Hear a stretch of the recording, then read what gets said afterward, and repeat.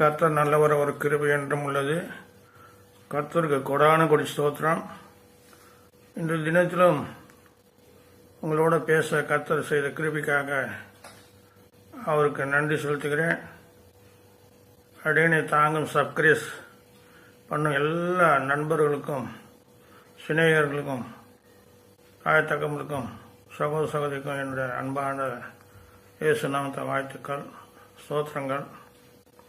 இன்று தினத்திலும் ஞானத்தை குறித்து உங்கள் மத்தியில் பேச நான் ஆசைப்படுகிறேன்.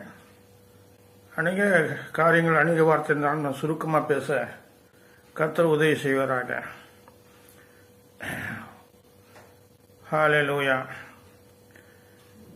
நீதிமொழிகள் 1வது அதிகாரத்தில்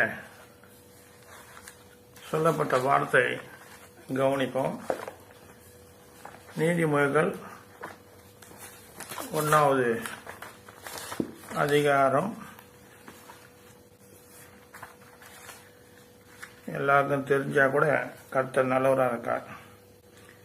கர்த்தருக்கு பயப்படுதலே ஞானத்தின் ஆரம்பம், மூடர் ஞானத்தையும் போதகத்தையும் அசட்டை பண்ணுகிறார்கள். கர்த்தருக்கு பயப்படுதலை, கர்த்தருக்கு பயப்படுதலே ஞானத்தின் ஆரம்பம், மூடர் ஞானத்தையும் போதகத்தையும் அசட்டை பண்ணுகிறார்கள்.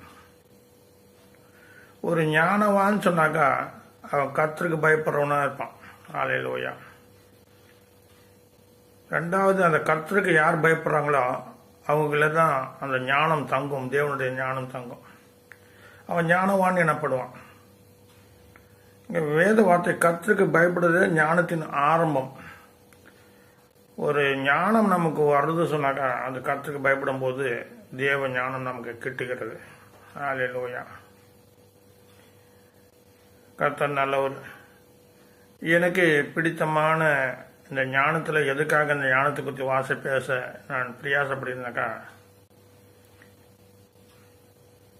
ஹல்லேலூயா, பேய்கண தடுத்தமான ஞானம். பேயுடைய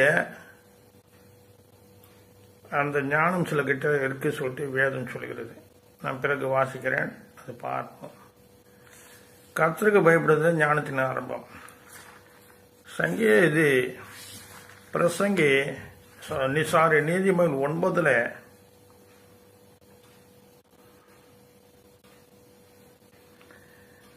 10வது வார்த்தை 11 வாசிக்கிறேன், 12 வாசிக்கிறேன், 9வது வார்த்தையிலிருந்து வாசிக்கிறேன்.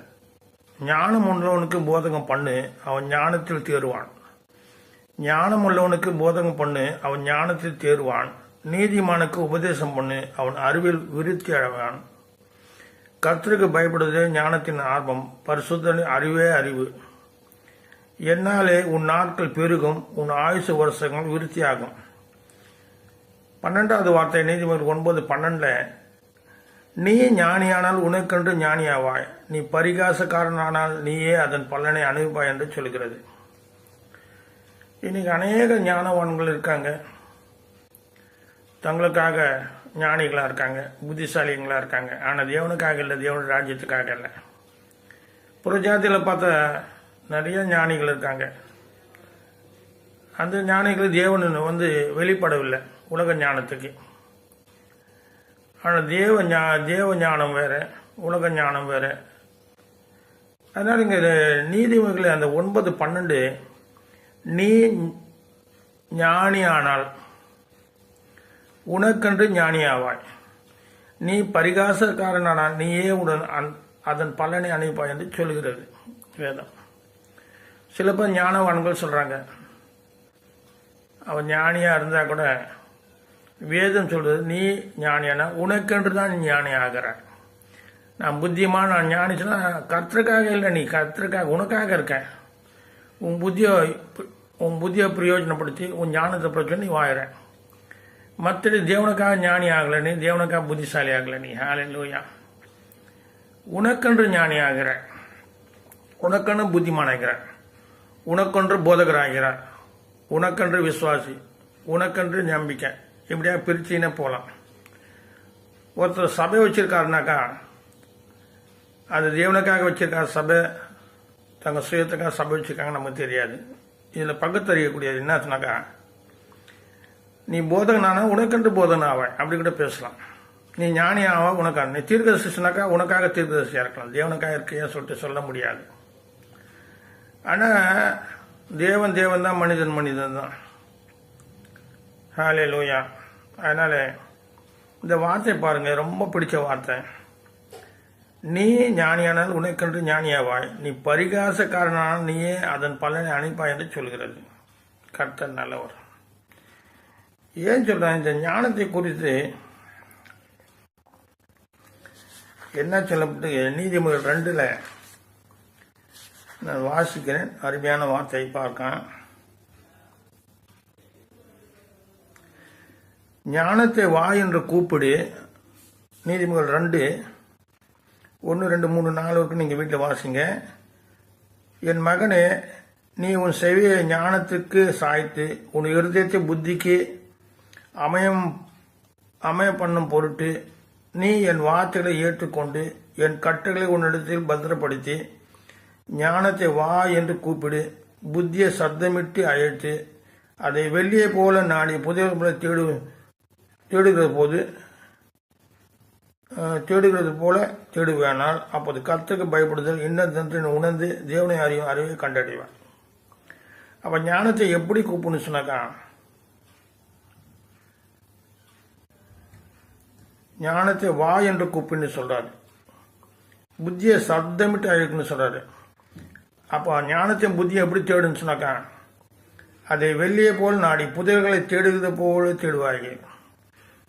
இப்போ புதையல்களை தேடுறாங்க, வெள்ளியை தேடுறாங்க. எப்படி தேடுறாங்க? கஷ்டப்பட்டு தேடுறாங்க. குகைகளுக்கு கீழே சுரகங்களை தோண்டு தேடுறாங்க, மலைகளை ஒடித்து தேடுறாங்க. அதுபோல வெள்ளியை போல நாடி புதையல்களை தேடுகிறது போல தேடுவார்கள், ஞானம் கிடைக்கும் சொல்லப்பட்டிருக்கு. விசேஷமாக கொலேசியர் 2வது அதிகாரத்தில், கொலேசியர் 2வது அதிகாரம்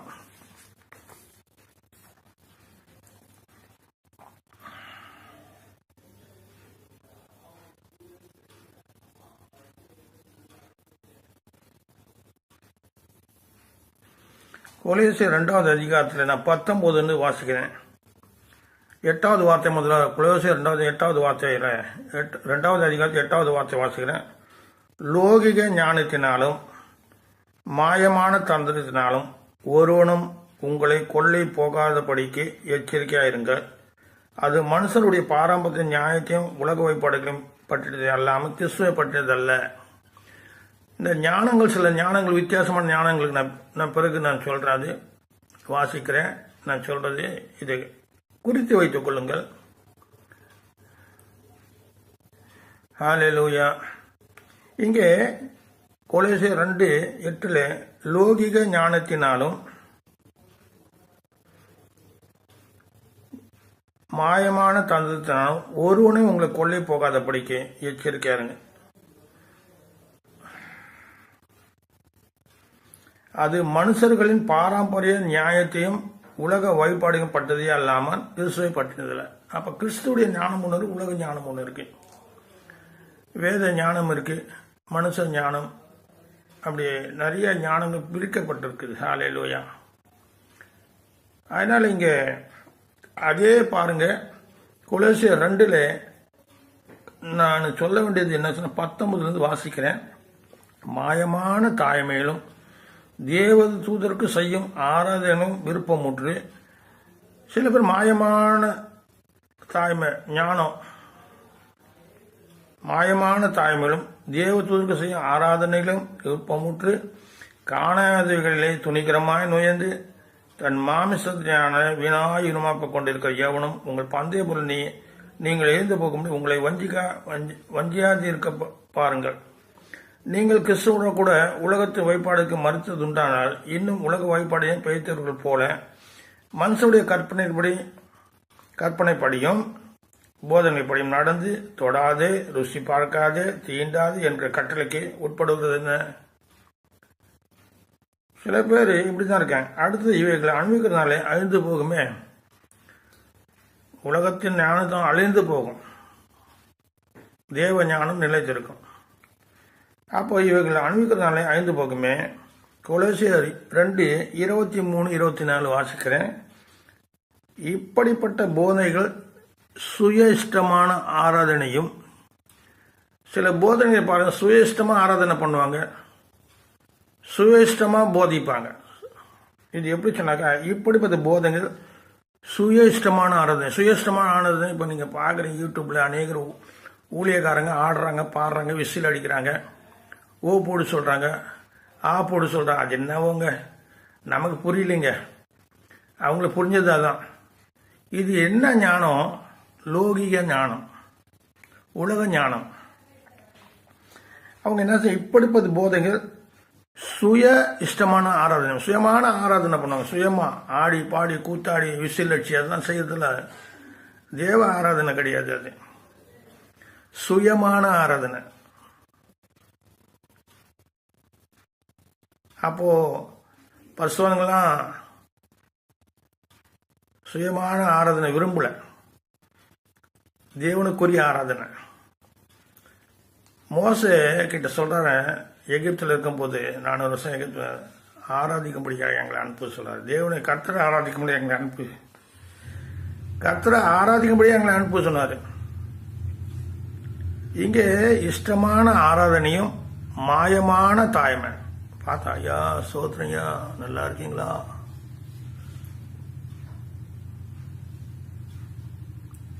கொல்லநீர் தன் இறையை பார்த்த உடனே தந்திரமா பேசுனான். நிறைய கதைகள் இருக்கு, அதெல்லாம் இப்ப பேசுறதுக்கு நேரம் இல்லை. வார்த்தை மாத்தி போடும் குள்ளநெறி, பிசாசி வார்த்தை மாத்தி போடுவான். பார்த்தோன்னே போதும், தொலைவிலிருந்து சொல்லுவான், வராம பாரு சொல்லுவான், கிட்ட ஒன்று நல்லவன் சொல்லுவான். சரி, அது பிரேம.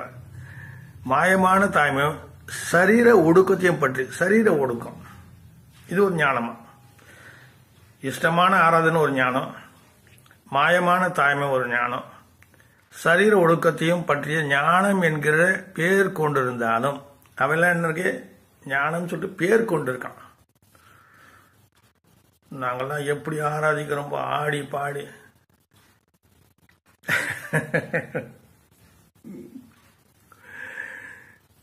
சின்ன பசங்களை, வாலிப பசங்களாம் ஆடுறாங்க, பாடுறாங்க, ஆனா அதுல ஞானம் இல்லை. தேவனுக்கு எப்படி ஆராதனை செய்யணும்னு சொல்லிட்டு ஒரு முறை இருக்கு. மன்னிக்கணும். ஹல்லேலூயா. சில மார்க்கங்களை நிர்வாணமா ஆடுவாங்க, நம்ம மார்க்கத்தில் ஆடக்கூடாது. கிறிஸ்தவ மார்க்கத்தில் அப்படிலாம் ஆடக்கூடாது. நிர்வாணம் சொல்லவில்லை, அப்படி ஆறுது நிர்வாணத்துக்கு சமம் சொல்ல வர.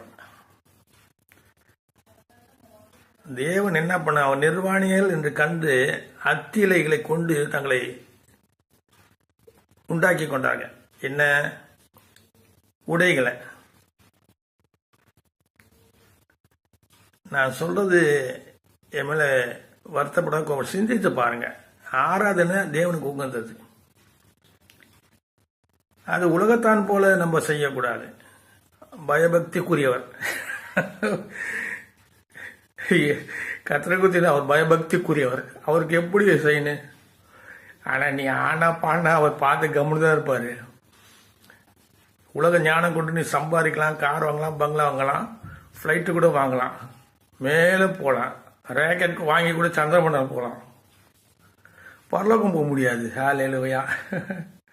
இங்க சொல்றாரு, ஒடுக்கத்தையும் ஞானம் என்று பேர் கொண்டிருந்தாலும், ஞானம் சொல்றாங்க, எங்க ஞானிங்க பேர் கொண்டிருந்தாலும் இவைகள், கொலோசியர் 2:24, இவைகள் மாமிசத்தை பேணுவதற்கே. இந்த ஞானம், சில ஞானம் மாமிசத்தை பேணிக்கலாம், மாமிச சிந்த, மாமிச ஆசைகளை நிறைவேற்றும். பணம் வரும், ஆட்கள் வருவாங்க, ரொம்ப மதிப்பா இருப்பீங்க. ஆனா தேவன் அதை விரும்பல, உங்களை அறியன்னு சொல்லிடுவாரு. ஹல்லேலூயா. இப்போ இவைகள் மாமிச பேணுவதற்கு ஒய்ய மற்றொன்றுக்கும் பிரயோஜனம் படாது.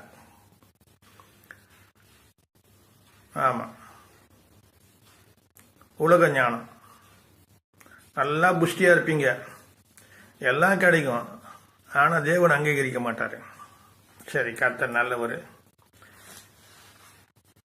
ஏசு ரத்தஞ்சன் வெளியே போய் நாடி சொன்னேன், நீ ஞானியானால் உனக்கு ஞானியாவ.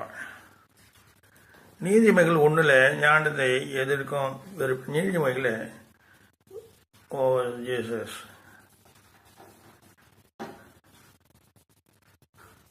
கர்த்தர் நல்லவர்.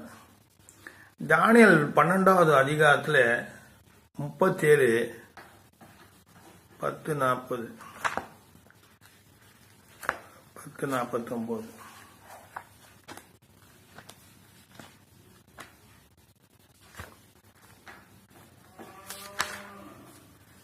தானியேல்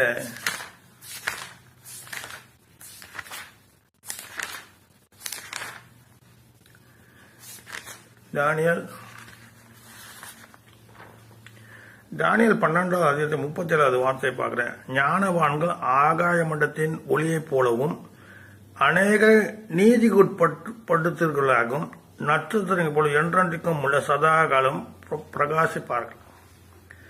ஞானவான்கள் என்ன செய்யும்? ஆகாய மண்டலத்தில் உள்ள ஒளியைப் போலவும் அநேகரை, இந்த அநேகர் சொல்ற ரவுண்டு போட்டுங்க, அநேகரை நீதிக்குட்படுத்துவாங்க. அப்போ ஒரு ஞானமுள்ள மனுஷன் மற்றவன் நீதிக்கு உட்பட்டுவான். கர்த்தர் நல்லவர். 1 கொரிந்தியர்ல யாக்கோப்பு 3வது அதிகாரம் பார்ப்போம். 300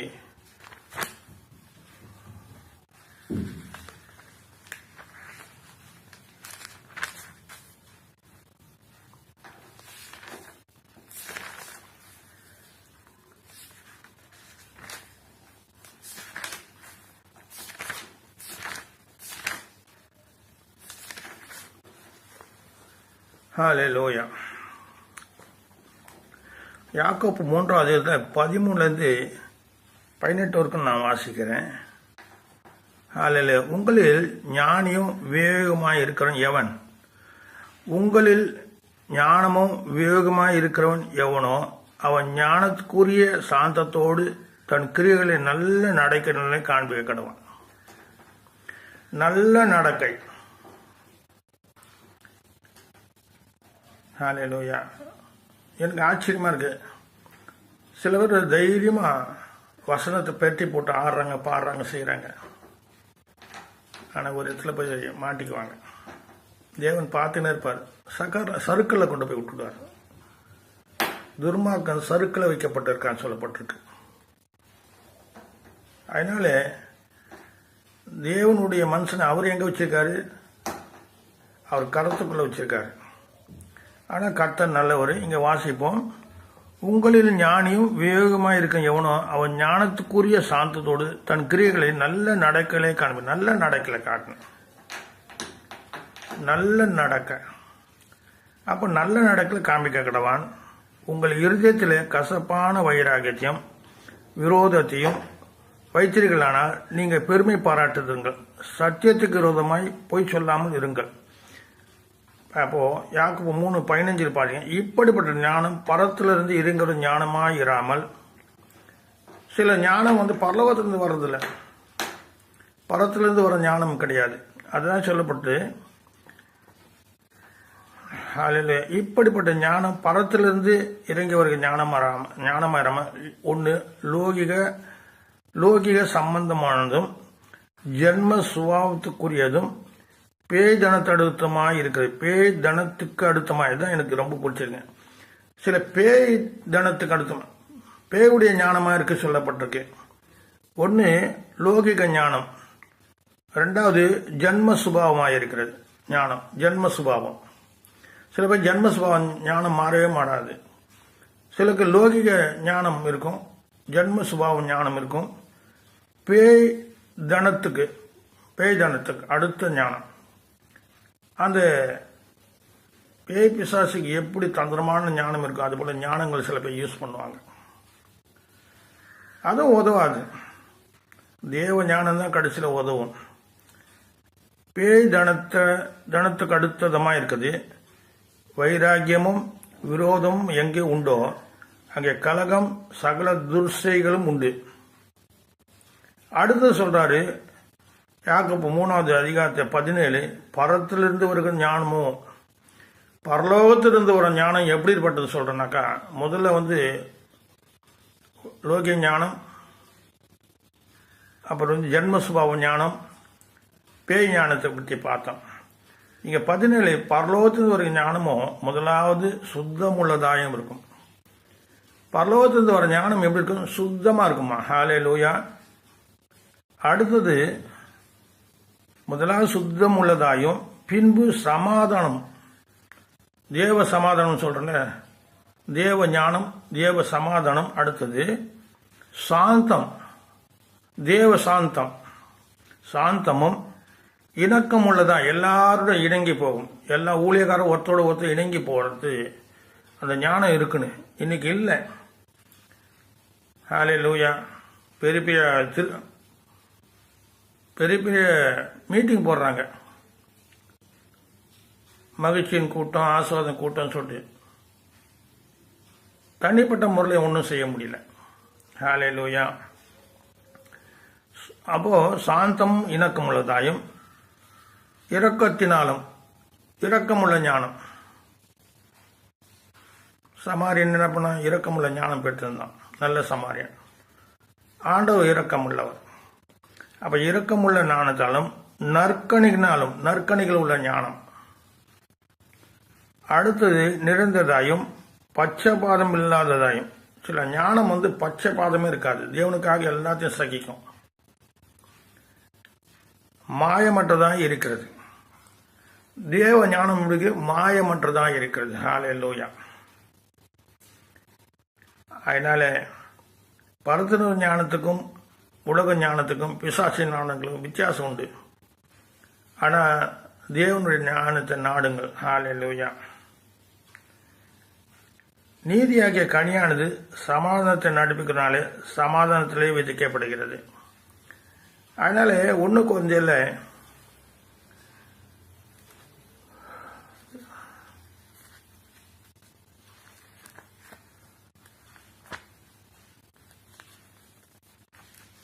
ஒன்று குறைஞ்சதில் இயேசுவின் ரத்தம் 1:19-20 வார்த்தை வாசிக்கிறேன். 12 ஞானத்தை கொடுக்கும்படி கிறிஸ்து என்னை அனுப்பவில்லை. இங்கே ஞானத்தை சொல்லுங்க. ஞானஸ்தானத்தை கொடுக்கும்படி கிறிஸ்து என்னை அனுப்பவில்லை, சுவிசேஷ பிரசிக்கு அனுப்பினார். கிறிஸ்துவின் சிலுவை வீணாய் போகாதபடி சாதுரிய ஞானமில்லாமல் பிரசங்கிக்க அனுப்ப. இப்ப சாதுரியமான ஞானத்தை யூஸ் பண்றாங்க. சாதுரியமான ஞானம் கர்த்தர் தங்களோடு இருக்கிறா போல, தங்களுக்கும் கர்த்தருக்கும் ரொம்ப நெருக்கம் இருக்கிறா போல காட்டிக்குவாங்க. கர்த்தருக்காக வாயிறா போலயே ஒரு பாவனை பண்ணுவாங்க. அவங்க முகத்தை பார்த்தா உண்மையே ஒரு ஞானி போல தோற்றம் இருக்கும், ஆனா ஞானி இல்லை. இங்கதான் சொல்றாரு, பவுல் சொல்றாரு, ஞானஸ்தானத்தை கொடுக்கும்படி கிறிஸ்து என்னை அனுப்பவில்லை. சில பேர் எங்க இந்த ஊழியம் பண்றீங்க, அந்த ஊழியம் பண்றீங்க, கொடுக்கப்பட்ட ஊழியம் தான் செய்ய முடியும். அப்போ இவ சொல்ல ஞானஸ்தானத்தை கொடுக்கும்படி வரலப்பா, சபை நடத்த நான் வரல. சில பேர் சொல்றாங்க எங்க சபை நடத்த கத்த கூப்பிட்டுருக்காரு. கூப்பிட்டுருக்கலாம், மற்றவங்களுக்கு ஒரு காரியத்தை கொடுத்துருப்பாரு. நீங்க அசட்டை பண்ணாதீங்க. அவனை தப்பா நினைக்கூடாது. இன்னொரு ஊழியக்காரன் 5 விரலும் இருக்கு. அப்ப எந்த விரலை எடுத்துடுற? நீ எடுத்துடு. எனக்கு இந்த ஊழியம் வேணா, அந்த ஊழியம் வேணும், எந்த வேணும், என் ஊழியத்தை நான் செய்வேன் சொன்னாக்கா மீதி விரலை வெட்டி எடுத்துடு. நீ இன்னைக்கு நல்லா வளர்ந்த சுவிசேஷத்துக்கு மரியாதை கொடுக்கறதுல இருக்கிறதுல சுவிசேஷம் தான் உண்மையான ஊழியம். அநேகர் என்ன பண்றாங்க, தெரு திண்ணல படுத்து, தெரு வாசல்ல, பஸ் ஸ்டாண்ட்ல படுத்து எழுந்து அவங்க கர்த்தருக்காக என்ன பண்றாங்க, வைராக்கியமா அவங்க டாக்ஸ் கொடுக்குறாங்க, தெருல நின்று பிரசங்கம் பண்றாங்க. போதகர் அப்படி பண்றது இல்லை. வாரத்துக்கு ஒரு முறை வராரு, பிரசங்கம் பண்றாரு, காணி கேட்டுன்னு போயிடுறாரு. நான் காணி கொடுத்து மிகப்படுத்தி பேசுறேன். அதே சமயம் 5 ஊழியத்தை பகிர்ந்து கொடுக்கணும். 5 ஊழியத்துக்கும் என்ன பண்ணு, சமமா நினைக்கணும். என் ஊழியம் பெருசுனா கர்த்தருடைய ஊழியம் தானே, அவனும் கர்த்தருடைய ஊழியக்காரன் தானே. சரி, சிலுவை பற்றிய உபதேசம் கெட்டு போருக்கு பைத்தியமா இருக்கிறது. ரட்சிக்கப்படுவதற்கோ நமக்கோ அது தேவ பலனா இருக்கிறது. அதன்படி 1 கொரிந்தியர் 19, அதன்படி ஞானியுடைய ஞானத்தை நான் அழித்து புத்திசாலிகளுடைய புத்தியை அவமாக்கும் என்று எழுதியிருக்கிறது. பாருங்க, அதன்படி ஞானிகளுடைய ஞானத்தை நான் அழித்து போடுவேன். அடுத்தது புத்திசாலியின் புத்தியை அவமாக்கும் என்று எழுதியிருக்கு. ஞானி எங்க? உண்மையான ஞானி எங்க? வேத பாருங்க எங்க? இப்பிரபஞ்ச தீர்க்கரசு எங்க? இவ்வுலகத்தை ஞானத்தில் தேவன் பைத்தியமாகவில்லையா? உலகத்தை ஞானத்தை பைத்தியமாக்கிறார். ஹல்லேலூயா. இப்போ நேற்று கூட ஒரு நியூஸ் பார்த்தேன். அந்த அந்த வெளிநாட்டில் அந்த பூகம்பம் வந்தது பாருங்க. அதை பற்றி பேசும்போது பூகம்பம் வர்றதுன்னு அறிய முடியாது சொன்னேன். ஆனால் யோபு அதிகாரத்தில் இருக்கு, பூகம்பம் வர்றது மிருகங்களுக்கும் பறவைகளுக்கும் தெரியுமா. ஹல்லேலூயா. வேதம் எழுதியிருக்கு, யோபு அதிகாரத்தில் இருக்கு. பூகம்பம் வர்றது மனுஷனுக்கு தெரியல, சயின்டிஸ்டுக்கு தெரியல, பெரிய பெரிய ஆளுக்கு தெரியல. ஆனால் வேதம் சொல்ல பறவைகள் அறியும், ஆடு மாடுகள் அறியும் சொல்லப்பட்டிருக்கு யோபுல. அப்போ எப்படி தேவ ஞானத்துக்கு ஏற்றபடி உலகமானது சுய ஞானத்தினால் தேவனை அறியாதிருக்கையில் பைத்தியமாக தோன்றுகிற பிரசங்கத்தினால் விசுவாசிகள் ரட்சிக்க தேவனுக்கு பிரியமாயிற்று. என்ன அழகா எழுதியிருக்காரு பாருங்க. மறுபடியும் வாசி. எப்படி தேவ ஞானத்துக்கு ஏற்றபடி உலகமானது சுய ஞானத்தினால் தேவனை அறியாதிருக்க. சுய ஞானத்தால் தேவனை அறியவில்லை. நம்ம தேவனை அறிந்து கொண்டோம்னு சொன்னாக்க முடியாது.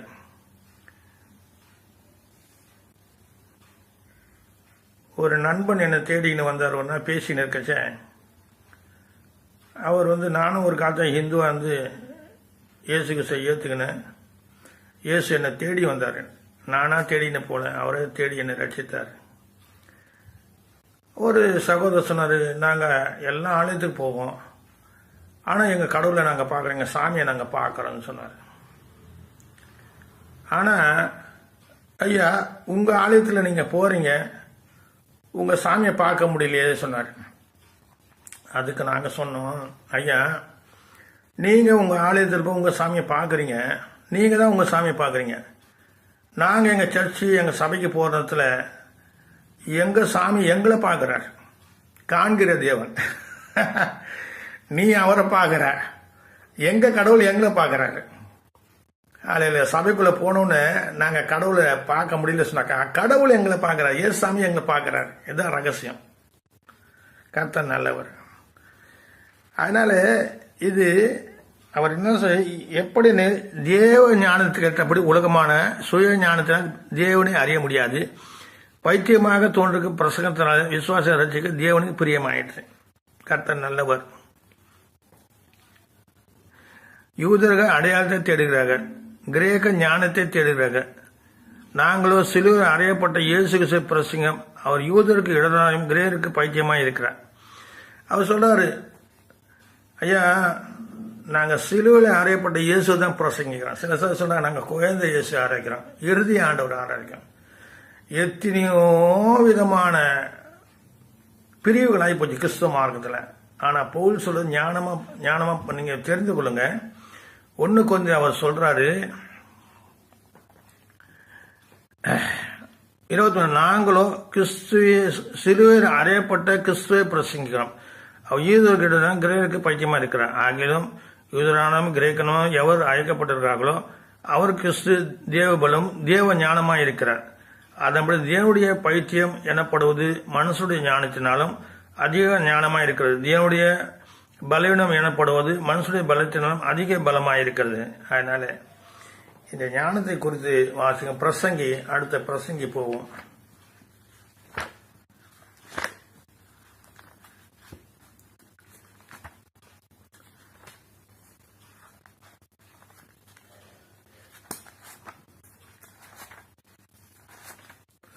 பிரசங்கில ஹல்லேலூயா 7வது அதிகாரத்தில் 16வது வார்த்தை வாசிங்க. 17, மிஞ்சின நீதிமானாய் இராது, உன்னை அதிக ஞானியம் ஆக்காத. சில பேர் மிஞ்சின நீதிமானம் போயிடுறாங்க. அடுத்தது என்ன சொல்றாரு, உன்னை அதிக ஞானியம் ஆக்காத. உன்னை நீ ஏன் கெடுத்து கொள்ள வேண்டும்? மிஞ்சின துஷ்டனா இராது, அதிக பேதயமா இருக்காது. உன் காலத்துக்கு முன்னே நீ ஏன் சாக வேண்டும்? இப்படி சொல்லினே 20வது வார்த்தையில இப்படி சொல்றாரு. இந்த 9வது அதிகாரத்தில் பார்ப்போம். பிரசங்க 9ல் 14 11வது வார்த்தை வாசிக்கிறேன். பிரசங்கி 9:11. நான் திரும்பி கொண்டு சூரியனுக்கைய கண்டதாவது, ஓடுகிறதுக்கு விவேகமுள்ள வேகமும் யுத்தத்துக்கு சௌகரியவான்களையும் சௌரியமும் போதாது, பேப்புக்கு ஞானமும் போதாது. பிழைக்குன்னு சொன்னாக்கா ஞானம் இந்த மற்ற பிள்ளைங்க. சில பேர் பாருங்க, எவ்வளோ ஞானம் படிச்சவங்க இருக்காங்க, அவங்க பிழைக்க தெரியல. தேவ ஞாபகம் பிழைப்பேன். சுவிசேஷத்துக்கு பிழைப்பு உண்டு சொல்லிட்டு வேதத்தில் எழுதுறாரு. அது உண்மைதான். இப்போ நானும் சுவிசேஷம் ஊழியம் பண்ணுறேன், ஜப ஊழியம் பண்ணுறேன். எனக்கு அதன் மூலமாக எனக்கு பிழைப்பு உண்டாகுது. தேவன் பிழைக்க வைக்கிறார். ஒரு குறிப்பிட்ட வருமானம் தருக்கு, அதை கொண்டு நான் பிழைத்திருக்கிறேன். ஹல்லேலூயா. அப்போ சொல்றாரு, பிழைப்புக்கு ஞானமுள்ளவருக்கு ஞானமும் போதாது, ஐஸ்வர்யம் அடைவருக்கு புத்திமானுக்கு புத்தியும் போதாது, தயவு செய்வதற்கு வித்வானுக்கு அறிவும் போதாது. அவர்கள் எல்லாருக்கும் சமயமும் தேவ செயலும் நேரிட வேண்டும். தன் காலத்தை மனுஷன் அறியான். மச்சங்கள் கொடிய வலையை அகப்படுவது போல, குருவிகள் கண்ணிகள் பிடிப்படுவது போல, மனுபுத்திர பொல்லாத காலத்து சடுதியாக தங்கள் நேரிடும் ஆபத்தை அகப்படுவார்கள். 13வது வார்த்தை சொல்றாரு, ஒரு சூரியனுக்கு ஞானமுள்ள காரியத்தை கண்டேன்னு சொல்றாரு. பிரசங்கி சொல்றாரு, சூரியனுக்கு கீழே ஞானமுள்ள, பாருங்க, சூரியனுக்கு கீழே ஞானமுள்ள காரியத்தை கண்டேன். ஞானமுள்ள காரியங்கள் இருக்கா? இன்னைக்கு அநேகத்து ஞானமுள்ள காரியங்கள் கிடையாது. ஹல்லேலூயா. இந்த தசமபாகத்தை குறித்து பேசும்போது எனக்கு தசமபாகம் நான் வாங்கிறதில்ல. அது குறித்து 3 விதமான காரியங்கள் எனக்கு தெரியும். ஒன்று அடைக்கல பட்டணம். 2 என்ன சொன்னாக்கா தேவாலயத்தை ஆகாரம் உண்டாகும்படியா. 3 என்ன சொன்னாக்கா 3வது காரியம் ஒன்று இருக்கு. தேவனுடைய ஆலயத்துக்கு 1 ஆகாரம் உண்டாக 3 அடைக்கல பட்டணம். 3 பிரிவாக பிரிக்கணும். பிரித்து அந்த தசமபாகத்தை போச்சு. அந்த காலத்து அடைக்கல பட்டணது தப்பு பண்ணவங்க, கொலை பண்ணவங்க அங்கே போயிட்டாங்க. அவங்க சாப்பாடு போட்டு அங்கே வைப்பாங்க, வரக்கூடாது அவங்க. இப்போ ஆலயத்தை அந்த தசமபாகம் என்ன பண்ணணும், ஏழைகளுக்கு கொடுக்கணும், ஆலயத்துக்கு யூஸ் பண்ணு. 2வது ஆகாரம் கொடுக்கும் போகணும். 3வது அடைக்கல பட்டணம். இப்படியாக அந்த பக்கத்து அந்த தசமபாகத்தை கொண்டு ஆலயம் கட்டவோ மற்ற தங்கள் சொந்த காரியம் செய்யவோ அது இப்படியாவது சொல்லப்படலை. அது யாரும் விரிவாக சொல்றதில்லை. ஏன்னா தசமபாகம் வாங்குற அதை குறித்து பேச மாட்டாங்க. தங்களுக்கு பணம் வந்தால் போதும், சுகபோகமாக இருந்தால் போதும், அதுதான் நினைக்கிறாங்க. சரி, கரெக்டாக அதுக்குரிய காட்சி அப்புறம் பார்ப்போம். பாரு, சூரியனுக்கு ஞானமுள்ள காரியத்தை கண்டேன். அது என் பார்வைக்கு பெரிதாக தோன்றுச்சு. ஒரு சிறு பட்டணம் இருந்து அதிலே இருந்த குடிக்க கொஞ்சம் மனிதர்கள். அதுக்கு விரோதமாக ஒரு பெரிய ராஜா அதை உடைத்து கொண்டு அதுக்கு எதிராக பெரிய கொத்தலங்க கட்டினார். இங்கே முக்கியமான என்ன சொன்னாக்கா, அதிலே ஞானமுள்ள ஏழை மனிதன் இருந்தான். அப்போ ஞானமுள்ள ஏழை மனிதன் தான். அவன் தன் ஞானத்தினால் அந்த பட்டணத்தை விடுவித்தான். ஆனாலும் அந்த ஏழை மனிதனை ஒருவரும் நினைக்கவில்லை. இப்போ ஏழையா இருக்க அசட்டை பண்ணப்படுறான். ஞானமுள்ள மனுஷன் அசட்டை பண்ணப்பட்டிருக்கிறான். அதுதான் கீழே பயனிட சொல்லி, யுத்த ஆயுதங்களை பார்க்கும் ஞானமே நலம். யுத்த ஆயுதங்கள் நிறைய வச்சிருப்பாங்க, ஆனா ஞானம் இருக்காது. இங்க என்ன சொல்ல, யுத்த ஆயுதங்களை பார்க்கலாம், ஞானமே நலம். பாவியான ஒரு மனுஷன் மிகுந்த நன்மையை கெடுப்பான். இங்க அடுத்தது 14 பாருங்க. ஆகையால் ஏழை ஞானம் அசட்டை பண்ணப்பட்டு அவன் வார்த்தைகள் கேட்கப்பட போனாலும் பெலத்தை பார்க்க ஞானமே உத்தமம். சில பேருக்கு நம்ம போய் சொன்னாங்க, நம்ம அசட்டை பண்ணுவாங்க. ஏன்னா சில விசுவாசிகள் கூப்பிடுவாங்க, செய்வாங்க. நம்மளை கனம் பண்ண மாட்டாங்க, நம்மளை அசட்டை பண்ணுவாங்க. சபைக்கு போவாங்க, அங்கே எது சொன்னாலும் கேட்பாங்க, செய்வாங்க. ஏன் நாங்கள் மற்ற தேவ வார்த்தை சொல்கிறது இல்லையா? தேவனுக்காக பிழைப்பு உண்டு, தேவனுக்காக நாங்கள் ஜீவிக்கலையா? அசட்டை பண்ண ஏழையா இருக்காது, அசட்டை பண்ணக்கூடாது. அசட்டை பண்றாங்க. அவன் வார்த்தைகள் கேட்கப்படாமல் போனாலும் பெலத்தை பக்கம் ஞானமே உத்தமம் என்றான். மூடன் ஆளும் அதிபதியும் கூக்குரலை பார்க்கலும் ஞானியுடைய அமர்க்கையான வார்த்தைகளே கேட்கப்படத்தக்கவை. நான் குற்றப்பற்றி பேசல. எனக்கு எத்தனையோ பேர் தெரியும். ஒவ்வொருத்தரும் 3 சர்ச்சு 4 சர்ச்சு வச்சிருக்காங்க. எதுக்கு 4 சர்ச்சு வச்சிருக்காங்க, 3 சர்ச்சு வச்சு எனக்கு தெரியல. எங்கள் ஐயா கூட சாம்சங் ஐயா 400 சர்ச்சு மேலே வச்சிருந்தாரு. கடைசியில் ரொம்ப மன வேதனையோடு அவர் மரணத்தை தழுவினார். கர்த்தர் அவர் எடுத்துக்கொண்டார். அதனால போதும் என்ற மனதுக்குரிய தேவ பக்தி மிகுந்த ஆதாயம். வசம் பண ஆசை இல்லாதவருங்க. அப்போ ஒன்று விலகுதலை உன்னை கைவிடுதலைன்னு கஷ்டம். பண ஆசை எல்லா தீமைக்கும் வேறு பண ஆசை. ஹல்லேலூயா. யோபு 28 சொல்லப்பட்டிருக்கு ஞானத்தை குறித்து. வாசுங்க யோபு 28வது அதிகாரத்தில். ஞானம் எங்க இருக்கு சொன்னாக்கா யார் கண்ணுக்கும் தெரியாது. கர்த்தர் தான் அந்த ஸ்தானத்தை அறிவார். மொத்தமே அந்த ஞானத்தை குறித்து அதில் பேசப்பட்டிருக்கு. அதனால ஞானம் விளைகிற இடம், ஞானம் வருகிற இடம் தேவனுக்கு தான் தெரியும். அதனால ஹல்லேலூயா, ஸ்தோத்திரம். நல்லது. எரேமியா 8ல் சில காரியம் பார்ப்போம். எரேமியா 8வது அதிகாரம். எரேமியா 8வது வார்த்தை. நாங்கள் ஞானிகள் என்றும் கர்த்தருடைய வேதம் எங்களிடத்தில் இருக்கிறது என்றும் நீங்கள் சொற்கிறபடியால் மெய்யாக இதோ வேதபாரகன் கல்லை எழுத்தானே அது அபத்தமாகும். ஞானிகள் வெட்கி கலங்கி பிடிப்பவர்கள். இதோ கர்த்தருடைய சொல்லை வெறுத்து போட்டாங்க. அவளுக்கு ஞானம் ஏது? சில பேர் கர்த்தருடைய வார்த்தையை வெறுத்து போடுவாங்க, ஞானம் இருக்காது. ஹல்லேலூயா, கர்த்தர் நல்லவர். அடுத்த வார்த்தை பார்ப்போம் பாருங்க.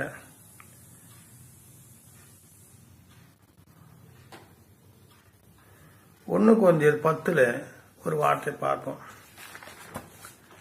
1 கொரிந்தியர்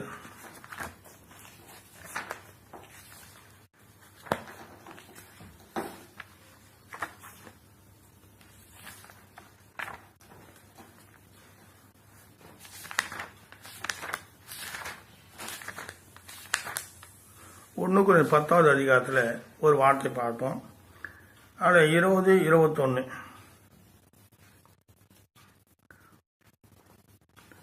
நீங்கள் கர்த்தருடைய பந்தியிலும் பேய்களுடைய பந்தியிலும் பானம் பண்ணக்கூடாது. நீங்கள் கர்த்தருடைய போஜனத்துக்கு பேய்களுடைய போஜன பந்திக்கும் பங்குலாக இருக்கக்கூடாது. இங்கே பாருங்க, அவர் என்ன சொல்றாரு? பேய்கள் ஐக்கியமாக இருக்கவங்களுக்கு மனதில்லை. இப்போ விசேஷம் என்ன சொன்னாக்கா, நம்ம ஆசை 1 கொரிந்தியர்ல அநேக காரியம் சொல்லப்பட்டிருக்குது. இங்கே நீங்கள் கர்த்தருடைய பாத்திரத்திலும் பேய்களுடைய பாத்திரத்திலும் பானம் பண்ணக்கூடாது.